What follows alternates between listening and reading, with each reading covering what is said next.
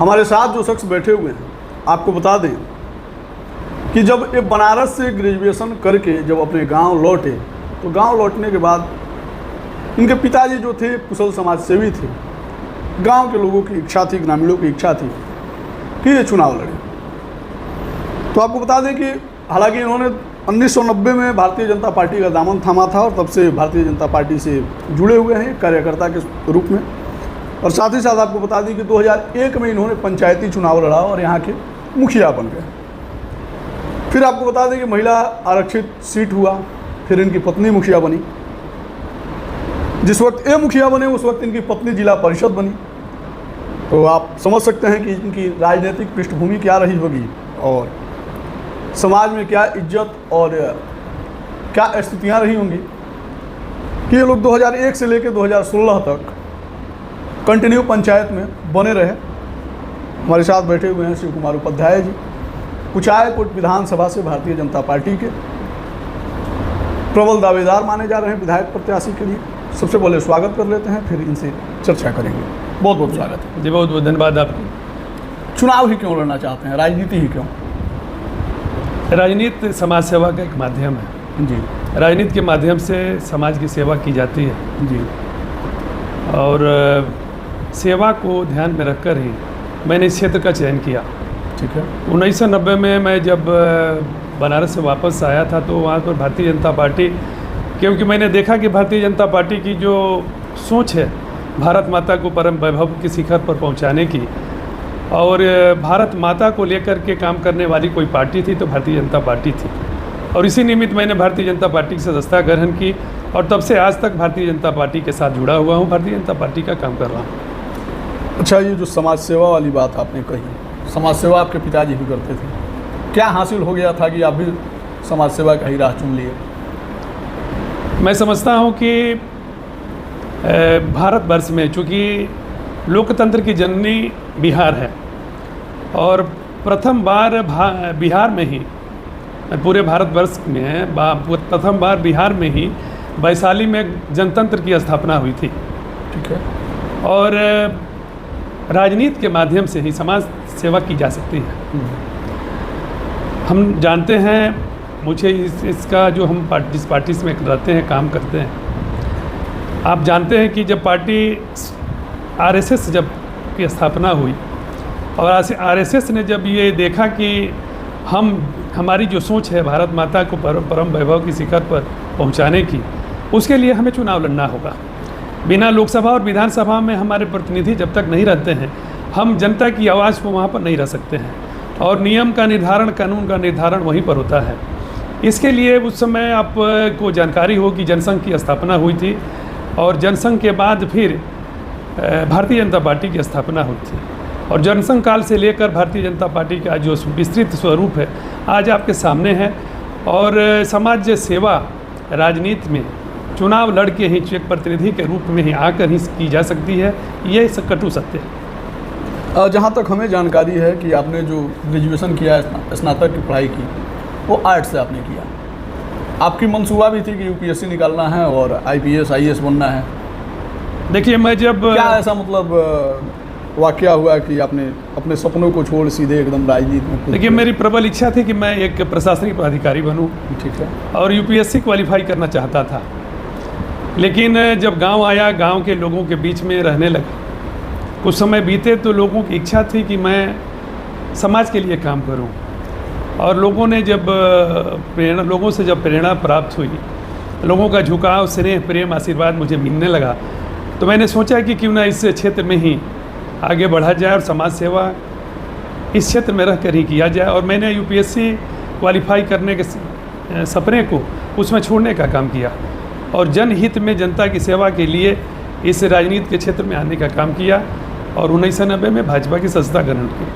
अच्छा, 1990 से लेकर 2025 हो गया, करीब करीब 28 साल की राजनीतिक सफर रही। कभी भारतीय जनता पार्टी की नज़र आपके ऊपर नहीं पड़ी?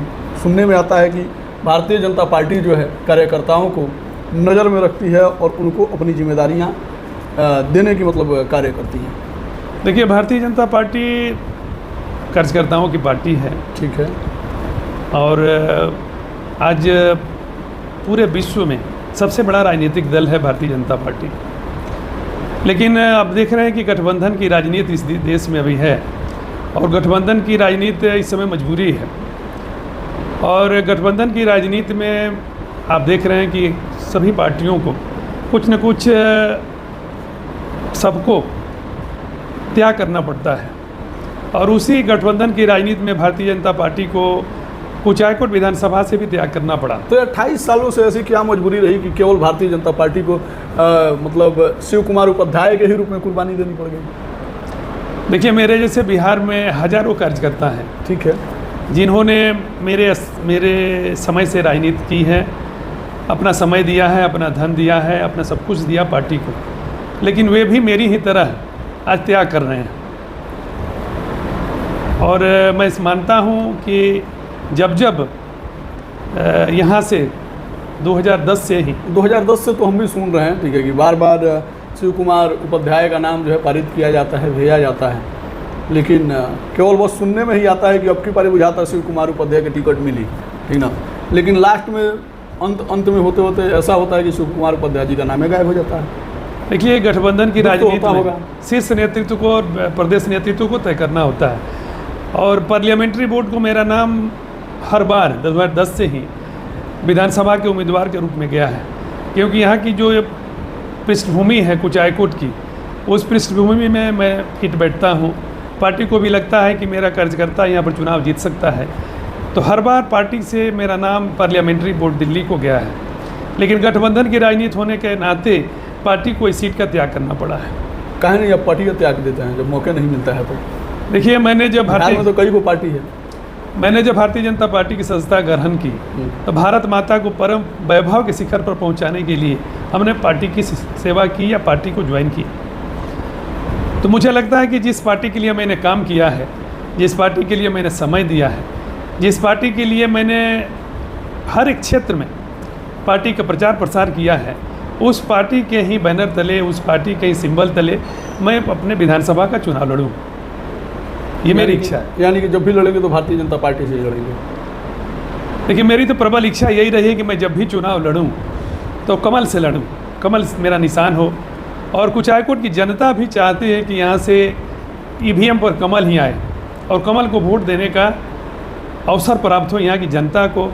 और कुचायकोट विधानसभा के एक कार्यकर्ता यही चाहते हैं कि यहाँ से कमल एक बार खिले, और 2025 के चुनाव में कार्यकर्ताओं के मन में ये ज़रूर विश्वास है कि इस बार कुचायकोट से भारतीय जनता पार्टी लड़ेगी, और मुझे पूरा विश्वास है कि पार्टी मुझे इस बार 2025 के चुनाव में कुचायकोट से एक विधानसभा के प्रतिनिधि के रूप में चुनाव लड़ने का अवसर प्रदान करेगी। ठीक है, भारतीय जनता पार्टी आपको क्यों टिकट देगी?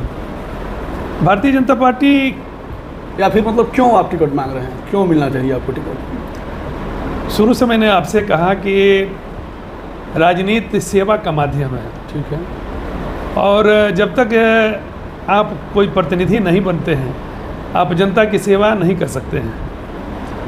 तो इसलिए मैं भारतीय जनता पार्टी कार्यकर्ता होने के नाते इस सीट से, कुचायकोट सीट, चूँकि हमारी कुचायकोट की भूमि हमारी कर्म भूमि है, यहाँ मैंने काम किया है, हमारी जन्मभूमि है कुचायकोट, इसलिए मैं यहाँ से कुचायकोट की से उम्मीदवारी पर अपना पेश करता हूँ और यहाँ से चुनाव लड़ना चाहता हूँ।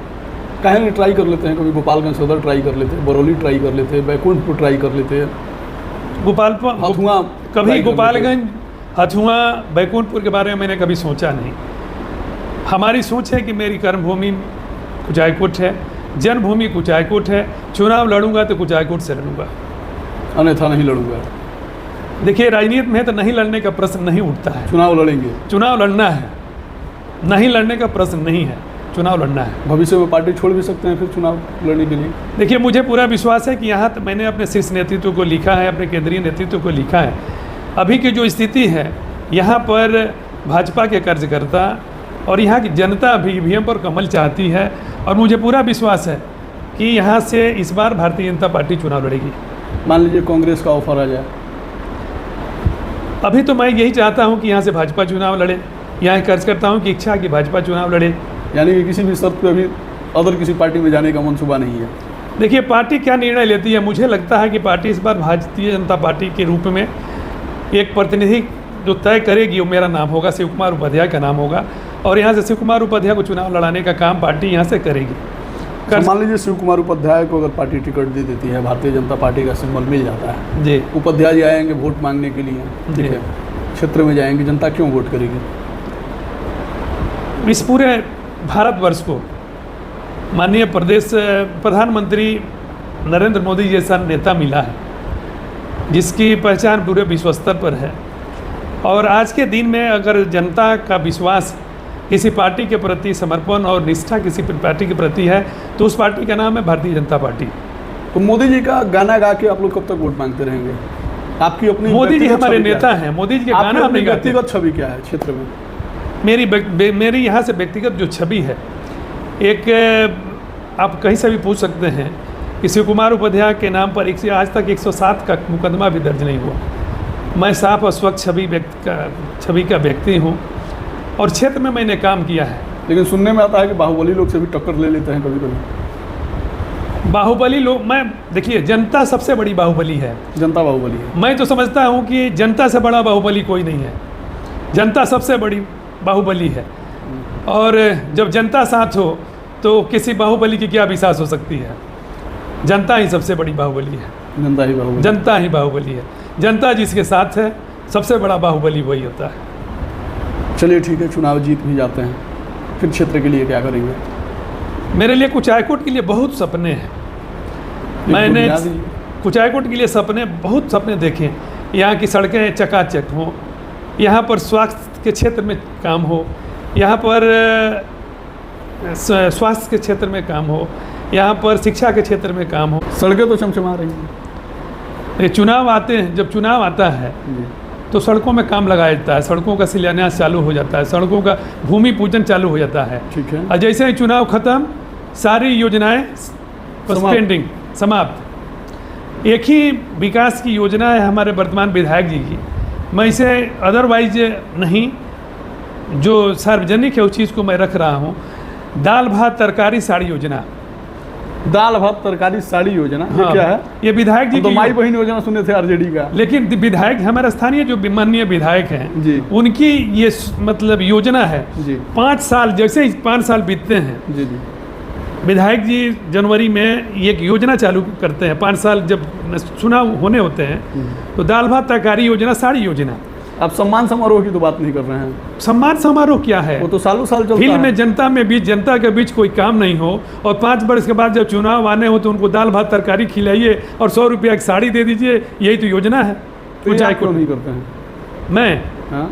इस तरह का जनता के साथ ठगी, इस तरह जनता के साथ जो सो भ्रम की स्थिति पैदा करना, ये मैं नहीं चाहता हूँ। मैं वास्तव रूप में इस क्षेत्र का विकास करना चाहता हूँ। अच्छा, एक बार इस मुद्दे पे माननीय काली प्रसाद जी के सुपुत्र जो हैं बड़े बेटे पंकज पांडे जी ने, उन्होंने भी इस पे बोला था, हालांकि टेलीफोनिक इंटरव्यू था तो हमने अपलोड किया था, तो उसमें कई लोगों ने लिखा है कम से कम आप रुमालों बांट दीजिए तो लोग आपका चर्चा करेगा।